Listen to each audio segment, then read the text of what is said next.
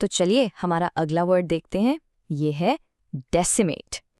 Decimate एक verb है, यानी कि एक क्रिया। इसका मतलब होता है किसी चीज के एक बहुत बड़े हिस्से को खत्म कर देना या डिस्ट्रॉय कर देना। पर इसकी हिस्ट्री काफी इंटरेस्टिंग है। पता है ये वर्ड कहाँ से आया? सोचो, एंशिएंट रोम से। वहां जब कोई मिलिट्री यूनिट गड़बड़ी करती थी तो सजा के तौर पर उनके हर 10वें सोल्जर को मार दिया जाता था। अब लैटिन में 10 को कहते हैं डेसिम, और बस वहीं से ये वर्ड बन गया डेसिमेट।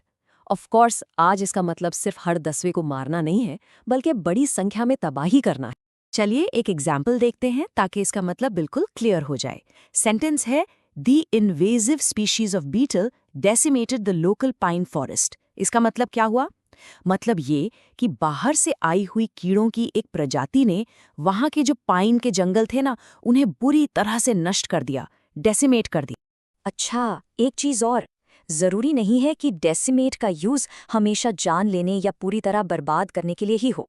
कभी कभी ये किसी चीज में बाहरी कमी के लिए भी यूज होता है। जैसे कि इस सेंटेंस को सुनिए, budget cuts have decimated the schools art and music programmes.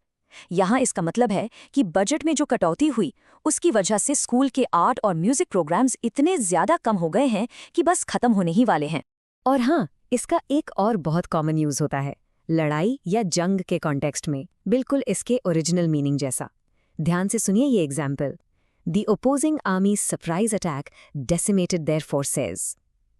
तो यहाँ डेसिमेटेड का मतलब साफ है कि दुश्मन सेना ने जब अचानक हमला किया तो उनकी फौज को बहुत ही बड़ा नुकसान पहुंचाया।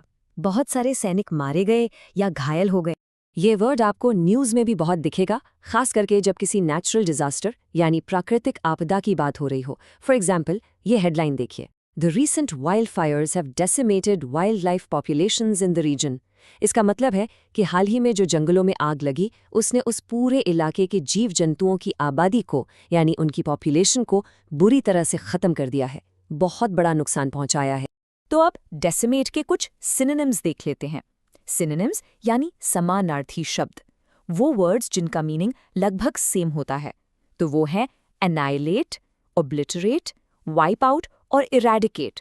और अब आते हैं इसके एंटोनिम्स पर, यानी इसके विपरीत या ऑपोजिट मीनिंग वाले शब्द, और वो हैं क्रिएट, बिल्ड, प्रिजर्व और कंजर्व।